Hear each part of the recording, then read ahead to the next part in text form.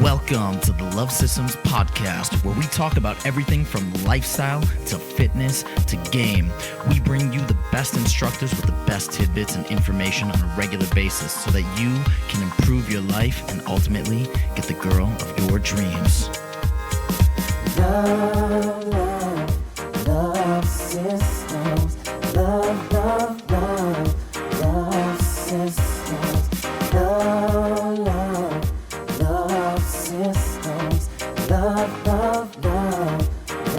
systems.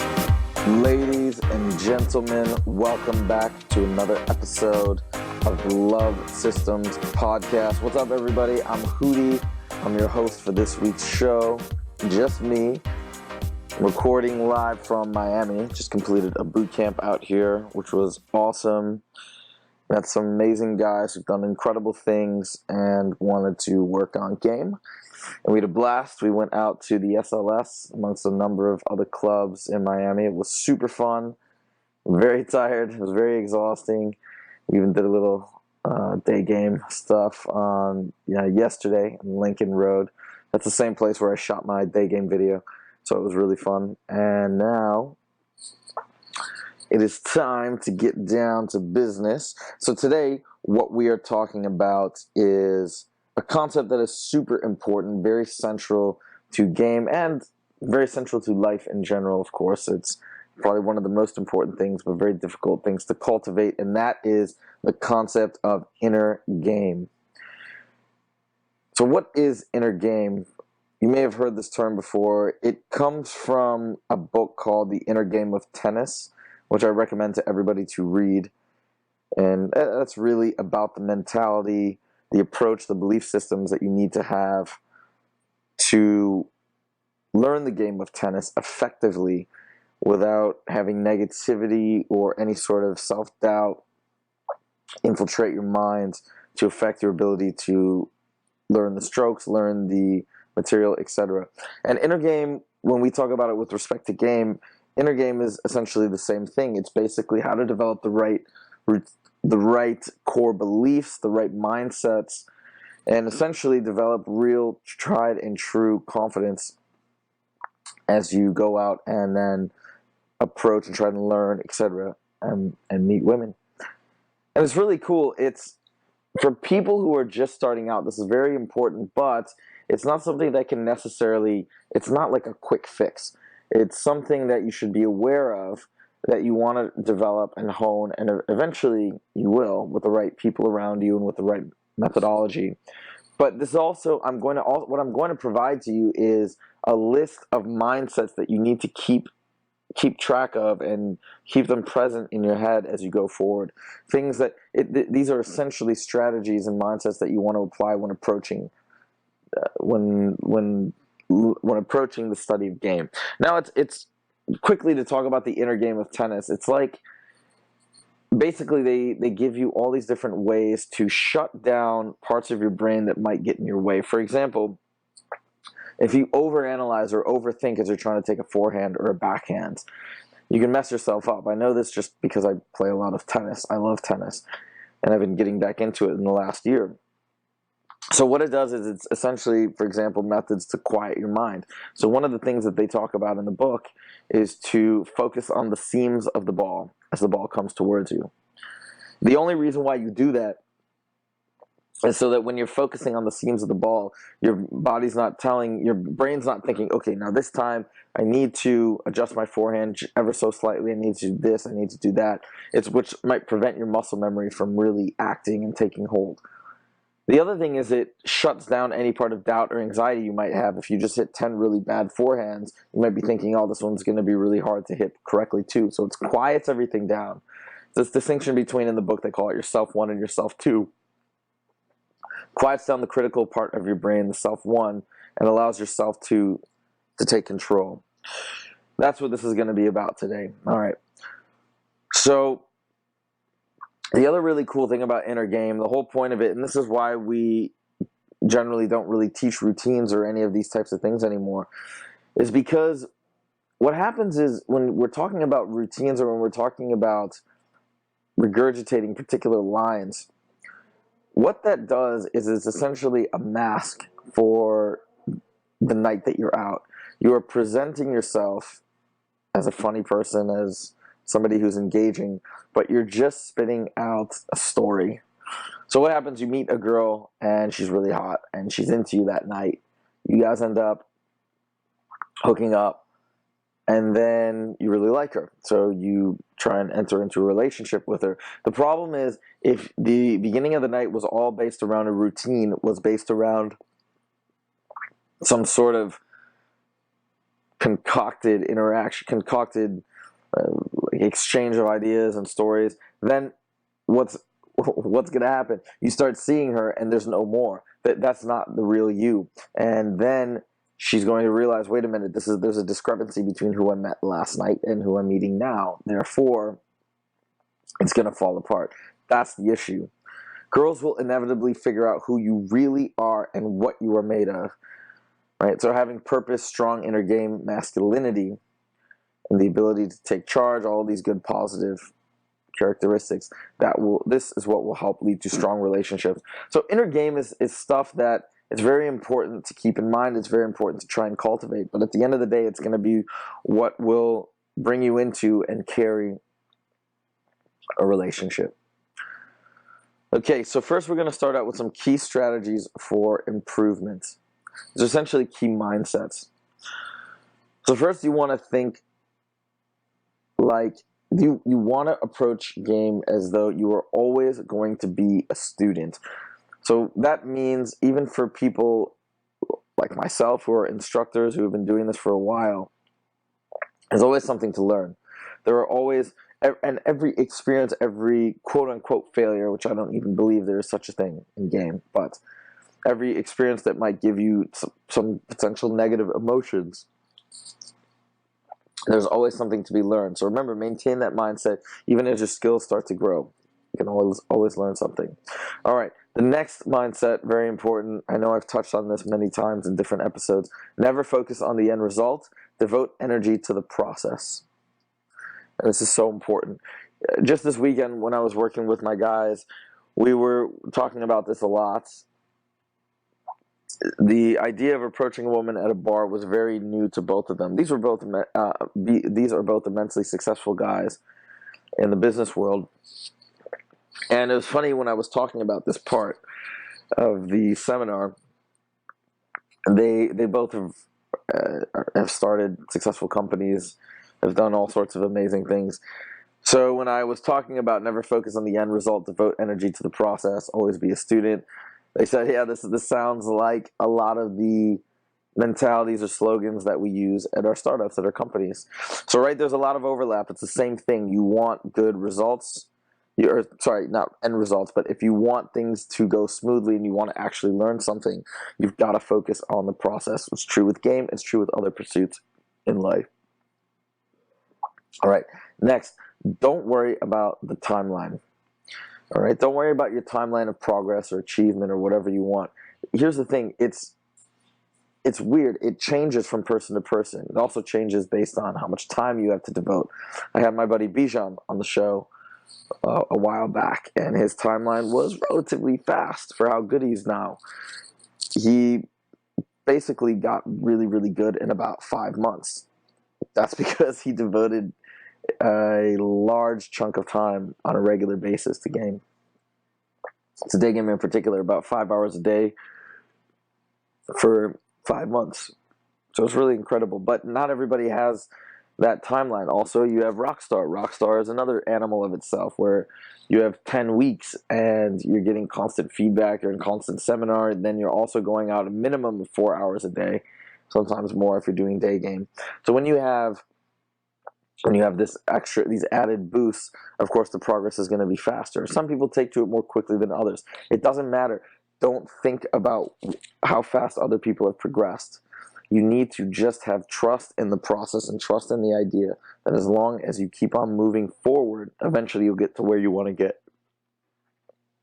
I remember when I was first starting out too, I would get a little bit discouraged, because the other thing is you see forward progress and then suddenly, without warning, you're farther back. You've gone back. You've reverted even to a stage that preceded your first boot camp or whatever it may be. But that happens as well.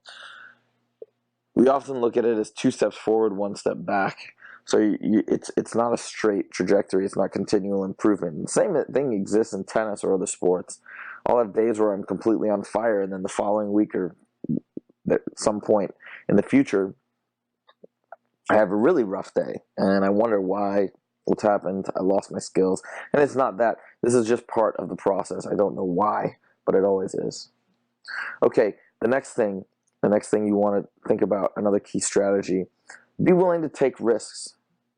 Push your boundaries. And what this means is, so I mean, I've seen this over and over. I saw this last weekend. Sometimes you may be afraid in a particular interaction, let's say, to push the limits and to test boundaries and to learn because you don't want to risk blowing up the interaction. Maybe you met somebody who's particularly interesting or whatever it may be, but you don't want to think about it like that. Think about it when you're trying to learn and you're trying to improve. You want to divorce yourself from any sort of expectations and just go for it. Okay, it's through those failures, it's through actually blowing things up that you learn the most. So that's how you want to approach it. Okay. So some other mindsets. Another one, show up every day. Okay, you can probably hear this in sports, you can hear this in business. So what does this mean?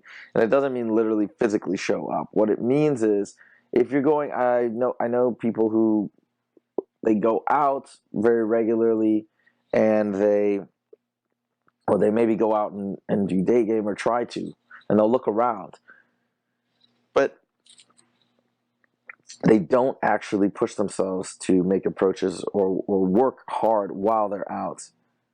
It's like same thing as you see guys going to the gym every day, but they're not pushing themselves. They're not actually doing much of anything. They're just very chill, lackadaisical when they're in that zone. That's not showing up. Showing up is if you're going to do it, go full throttle. Go out and get a bunch of approaches and get a bunch of blowouts and whatever it may be. Work hard. Okay, next, commit yourself to the long haul, right? We've talked about this in terms of the timeline being something that we can't predict. So commit yourself to the long haul. It's a year-long process, multiple years usually. It's not something that happens in a few months. And again, unless you have special circumstances, unless you have a crazy amount of time to dedicate, unless you're in a program like Rockstar or whatever it may be. Okay, master the basic techniques. This is another key strategy. What do I mean here? Of course, you can understand what I mean when maybe you talk about basketball or tennis. You want to master the fundamentals. But the same thing is true in game. It's like, typically, okay, whatever I meet guys for the first time, or I take them out for the first time, or whatever, they always want to go up and even begin an approach. They want to talk to somebody who they find attractive, but they can't do it.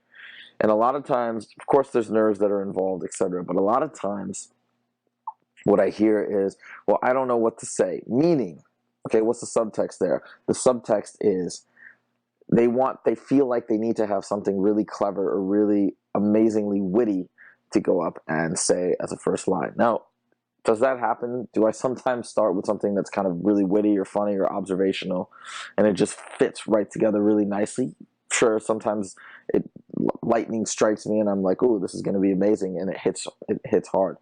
But these are like special circumstances. This isn't what it's really about. At the end of the day, what's the basics? What's the fundamentals? It's going up with strong body language and a confident demeanor and making an approach just by saying hello or delivering a direct opener, just like, you're really hot. What's up? I had to meet you. What's your name? Very simple. And you work on that as opposed to trying to be creative or outside of the box or anything like that. Just be. And the other thing is, too, I talk a lot about humor, and I think it is important to build humor. But more important than that is working on getting in the practice round so that eventually you're very calm, comfortable, confident when you go up and do the approach. And that's a fundamental. That's a basic technique. not even a technique. That's just a basic principle of doing this successfully. Is at the end of the day, you want to appear relaxed and calm and confident. So that's what I mean. We're talking about master the basics. You don't have to worry about trying to be fancy. Okay, next key mindset. Have a sense of humor about the path, right? We don't want to take these minor setbacks or blowouts or whatever they may be too seriously. I mean, you can't unless you're just so committed, because if you do, if you're really watching and keeping tally of your little wins and failures along the way and your main goals are outcome based, whatever it may be, you're going to drive yourself crazy. It's not going to be fun. I've enjoyed this process so thoroughly because I relish the entire experience. Maybe that's just me, but I love being out in these types of environments. I love the unpredictability of it. I love being around my friends. I enjoy getting blown out just because if I'm out there and I see somebody that I want to talk to and at least I go up and try, then I'm not wondering afterwards. So there's a sense of relief for me anyways that accompanies going up and talking to somebody regardless of the outcome. And then also the other cool thing is the blowout stories are often the funniest. And we go up and somebody blows us out really hard. It's hilarious if we look at it that way or choose to look at it that way, and that's what we joke about with our friends. I know that it's like, I don't know, it's just I really do think that if you can be humorous about it, enjoy the process, then it's just going to be a blast. I remember, I don't know if I've told the story on the podcast, but I've told it many times in boot camps or one-on-ones. So there's one time where I was in Vegas and I was with one of my buddies. This is a while back, maybe a couple years ago. I was with one of my buddies and we were leaving this one club, and there's like really, really hot girl in the lobby of one of these casinos. And I went up to her and I started talking to her. I can't remember even exactly what I said. She was she was like so mean. And she basically said like one of the meanest things you could ever say to me or say to a person. And I was like, I said something like, yo, what's up? You're really hot. What's up? What's your name? She's like, go away. You're ugly. Something like that. Or it was like, she just immediately was like, don't talk to me. You're ugly. Right. And I could easily see a lot of guys taking that personally or whatever and being really hurt by that. I mean, number one, I just found it funny because no matter what somebody says to me along those lines, like I would just be like, whatever, because I guess maybe that's my mentality. But it's not like it's going to make me believe it or anything like that. I'm just like, you're ridiculous. You're just being mean. So instead of taking offense to it or being upset, and I know for a fact, if this were 10 years ago, I would have probably fired back with something equally malicious, and it would have escalated and been ridiculous. So she goes, I obviously didn't do that because it didn't even hurt my feelings in the slightest. So she goes, you're ugly, get away from me. I go, I just started laughing. I go, I know, it's terrible. My mom tells me that every day, hurts my feelings every time. And then I just blasted right past it and I kept going. Granted, she was just so mean and so hostile that she kept like throwing insults at me. And then finally, and I just was completely unfazed. I didn't do anything. And then finally, instead of it's okay. So then she's like, if you don't leave right now, I'm gonna call security. I was like, that'd be awesome. I love security. I'm like, they're so cool with me. And she literally yelled security. I'm like, wait, hold on, I got this. I'm like, security, and then my friend chimed in too. He's like, yo, security, get over here. And there's no security people around. And then she just got so frustrated, she just turned around and walked away. Okay, I didn't do that to frustrate her. I didn't do that to be a jerk. I mean, to be honest, I was being super playful and nice considering everything negative that she threw my way. Okay, but the point is like me and my buddy, we were just having fun with the situation, and that's what we did. It was super funny to us. It was hilarious as to why somebody would do that. Now you think about it in addition to, so like that could be potentially a very negative experience for someone. For us, it was like an awesome story that we told the next day. Now you think about it, that is horrible. Okay, like think how terrible it is to go up and call some random person that you just met, if you're a guy doing it, if you're a girl doing it, whatever, to tell them that they're ugly. Like it's literally like something that people could get into maybe like a physical altercation over. But think how awesome it is if you can approach it that way. If you can take something that is so potentially hurtful and look at it in a funny light. It's so powerful. So hopefully you take that story, you recognize ways in which you can have a sense of humor about the path, and really try and make that happen, because it's just the difference between having a blast and likely improving and proceeding versus being stagnant. Okay, here's another great one. Huge one. Do not take advice from people who are not living the life you want. All right, so important. I'm going to say it one more time. Do not take advice from people who are not living the life you want. In this life, in this world, in this country, maybe, I don't know, but probably worldwide, I suppose, everybody wants to give advice.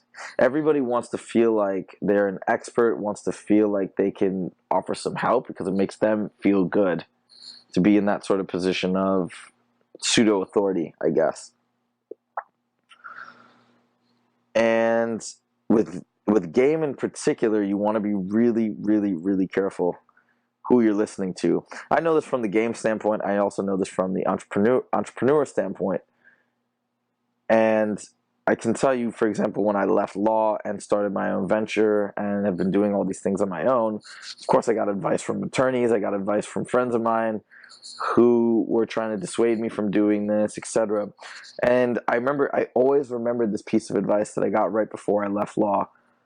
And it's like, why would I take advice from a career attorney who's been doing it for 15 years and is stuck and doing it despite the fact that they don't like it and they're trying to give me advice? Granted, it's coming from a positive place, but it just doesn't make sense. And that's what I do now, is when I'm looking to take advice, I'm trying to look for people who, like, for example, the guys who I worked with this last weekend, both super successful entrepreneurs. I would absolutely take business advice from them because they have done things that are amazing and they've done things in line with what I'm trying to do. It makes sense. Okay? So the same thing applies with game. All right, this is a funny question that I always ask guys. Think about it like this. Have you ever in your life asked a guy, a friend, whoever it might be, just even a work colleague, for advice on a particular situation with a girl?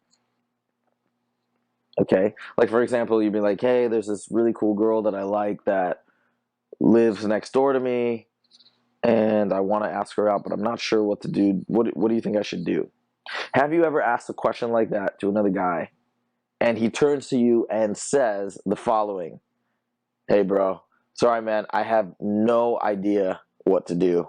I literally have no clue because girls are not my expertise, so you should probably ask somebody else. Has that ever happened in your entire life? No, and it will never happen, because every guy wants to think that they know what they're doing, what they're talking about with respect to chicks. They will throw out some stupid advice no matter what. Yeah, and then every now and then you'll come across a guy who actually knows what he's talking about, is actually a cool dude or whatever.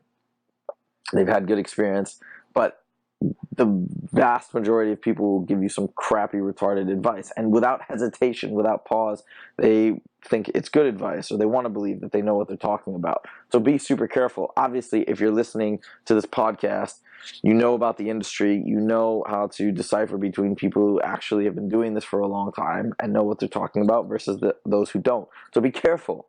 I have mastermind clients, bootcamp clients that tell me all the time, yeah, well, I asked this one guy at work and he kind of told me that he thinks I should approach it this way, and girls always like it when you ask a lot of questions, or girls, whatever nonsense. And I'm like, dude, I was like, well, what's this guy's track record? Like, what, you know what I mean? And they're like, well, yeah, I guess I don't really see him out with a lot of girls, but he talks like he knows what he's talking about. And I'm like, yeah, he's classic BSer.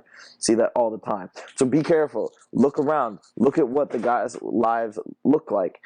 Is he doing what he wants? Is he abundant? Is he have like an awesome girlfriend? That may not always even be an indication, but pay attention to those little indications. Be really careful. But of course, you're listening to this podcast, so feel free to just simply take advice from me. Okay. We're going to move on to a couple of things to be aware of. These are problems that you'll often encounter when in set, and they really stem from weak inner game.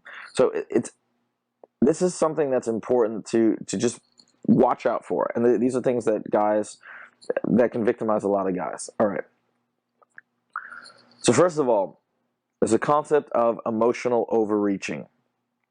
Super bad, super terrible. This applies in both business settings and with respect to game.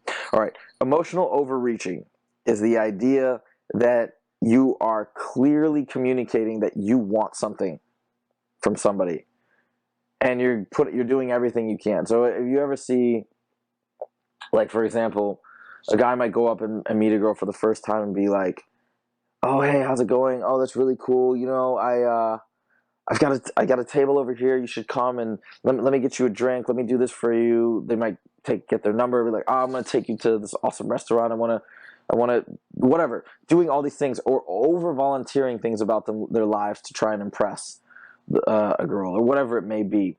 That is what we call emotional overreaching, and it's so obvious to women. And when it's so clear that they're trying really, really hard to get something from them or to impress them, it creates anxiety, it creates disinterest. You also see this with guys who are in high up positions of power. They might be interviewing people or meeting people at a social event, and it's just too much. Like, they're offering too much, they're trying to talk too much, they're trying to engage too much. So in your mind, even though you might feel that desire or inclination to do that, you want to hold back and just be very chill, be very calm. This will be communicated through your body language, through your tonality, through the way in which you're talking, the things that you're talking about. And watch out. Emotional overreaching is the kiss of death. All right. Another thing to watch out for is falling out of state. Happens all the time. Our guys went out Saturday. One of my guys, he was on fire. He barely ever approached a woman at a bar before. He was just approaching, getting all these numbers. And every interaction was going well. He was just having a blast. The next night, it wasn't the same. I mean, he was still good, but his state was very low at the beginning of the night. Now, your state can drop. Okay. So a couple things to remember when your state drops. First of all, there is no such thing as failure, only feedback. Every time you're going up, it's not, "Oh, I should feel bad about that interaction because she didn't like me or she blew me off." No, that's just feedback. So maybe there's something you could have done better. Learn from it. Have a memory like a goldfish. Whatever negative experience you have, forget it. Forget it and move on to the next one. Fail quickly and eagerly. And like I said, I don't even like the word failure because I think it has the wrong connotation. But whatever it may be, just go through it, do it, fall on your face, and get back up again, because that's how you learn. Quote unquote failure is the path to learning, which is the path to success. Open frequently throughout the night to maintain a high state, right? If you sit around, especially right when you get to a venue, if you just sit there and are like, "Oh, let me just chill, hang out, talk to my friends, and wait until the moment is right before I do my first approach," the anxiety is just going to build and build. Instead, if you just go up and talk to the first person you see right away, it's just going to be easy going forward. It's going to be fun. Your state is immediately going to get a boost. Finally, always act on your intentions. What does this mean? This means you see and you go. You see a hot girl that you want to approach. Don't think about it. Don't look at the situation. Just boom. Just react. Just go and do your thing. All of these things will contribute to generating a high level of state and maintaining a high level of state. And if your state is high, I got to tell you, everything is super, super easy. So just remember, here's the thing. Our brain usually works in the following progression. We have beliefs that influence our thoughts, and our thoughts influence our emotions, and our emotions influence our actions. So the problem with the way that our brain works, if we have developed these negative beliefs that girls don't like us or whatever it may be, based on our childhood or anything, we're kind of stuck. We have these beliefs, and our actions at the end of the line are going to be guided by these negative beliefs. But here's the light at the end of the tunnel, and this is why we talk about these mindsets informing our actions and talk about state and how to manipulate it, because at the end of the day, the beautiful thing, the saving grace, is we can rewire our brain to hold new beliefs by taking bold action.